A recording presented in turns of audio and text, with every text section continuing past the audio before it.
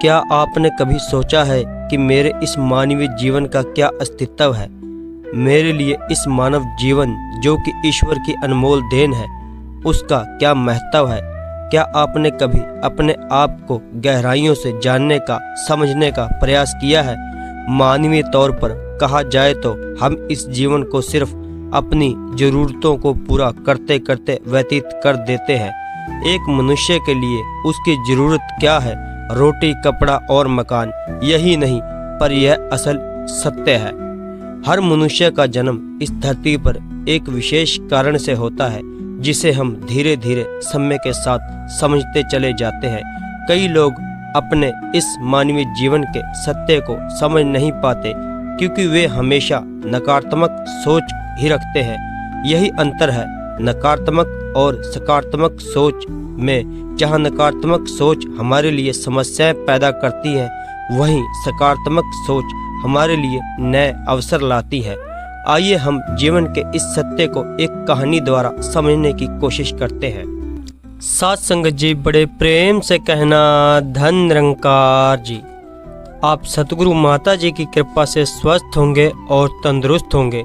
तो जो आज के विचार हैं वह प्रेरणादायक और जिनका एक मात्र उद्देश्य है आपके जीवन में आत्मिक सकारात्मक जीवन में आनंद हो।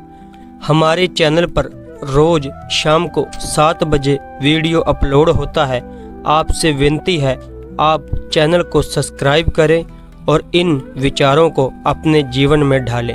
सत्संग जी, बड़े प्रेम से कहना धनंकार जी। एक गांव में एक बहुत बड़ा धनवान व्यक्ति रहता था। लोग उसे सेठ धनीराम कहते थे। उस सेठ के पास प्रचुर मात्रा में धन संपत्ति थी, जिसके कारण उसके सगे संबंधी, रिश्तेदार, भाई बहन हमेशा उसे घेरे रहते थे। वे उन्हीं के राग अलापते रहते थे। सेठ भी उन सभी लोगों की काफी मदद करते थे। तभी अचानक कुछ समय बाद सेठ को भयंकर रोग लग गया।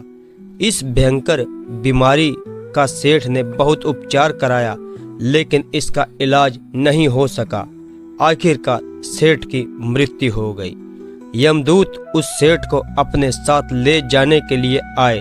जैसे ही यमदूत सेठ के ले जाने लगे, तभी सेठ थोड़ी दूर जाकर यमदूतों से प्रार्थना करने लगा कि मुझे थोड़ा सा समय दे दो, मैं लौटकर तुरंत आता हूँ। दूतों ने उसे अनुमति दे दी। सेठ लौटकर आया, चारों ओर नजरें घुमाई और वापस यमदूतों के पास जाकर बोला, शीघ्र चलिए। यमदूत इस प्रकार अपने साथ चलने के लिए तैयार देखकर वह चकित रह गए। सेठ से इसका कारण पूछा। सेठ ने निराशा भरे स्वर में कहा, मैंने हेरा फेरी अपार धन एकत्रित किया था, लोगों को खूब खिलाया पिलाया और उनकी बहुत मदद की। सोचा था कि वे मेरा साथ कभी नहीं छोड़ेंगे। अब जब इस दुनिया को सदा के लिए छोड़कर जा रहा हूँ, तो वे सब बदल गए। मेरे लिए दुखी होने की बजाय ये अभी से मेरी संपत्ति को बांटने की योजना बनाने लगे हैं।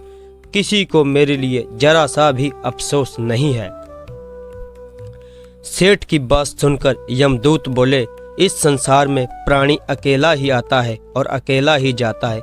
इंसान जो भी अच्छा या बुरा कर्म करता है, उसे इसका परिणाम समय ही भुगतना पड़ता है। हर प्राणी इस सत्य को समझता है, पर देर से। इस कहानी की सीख तो सत्संग जी, हम इस बात को अपने जीवन में भी देख रहे हैं। लोग जीवन के सत्य को भूलकर मानव द्वारा बनाए गए जाल जैसे लालच, रुपए, पैसा, बुराई आदि तले दब गए। आप जो भोजन ग्रहण करते हैं वे पेट में 4 घंटे रहता है, जो वस्त्र पहनते हैं वे 4 महीने रहता है, लेकिन जो ज्ञान आप हासिल करते हैं वह आपके अंतिम समय तक साथ रहता है और संस्कार बनकर आपकी अगली पीढ़ी तक पहुंचता है। ज्ञान का बीज कभी व्यर्थ नहीं जाता। तो सत्संग जी, इस कहानी से हमें बहुत ही सीखने को मिला। हम जैसा करेंगे वैसा ही हमें फल मिलेगा।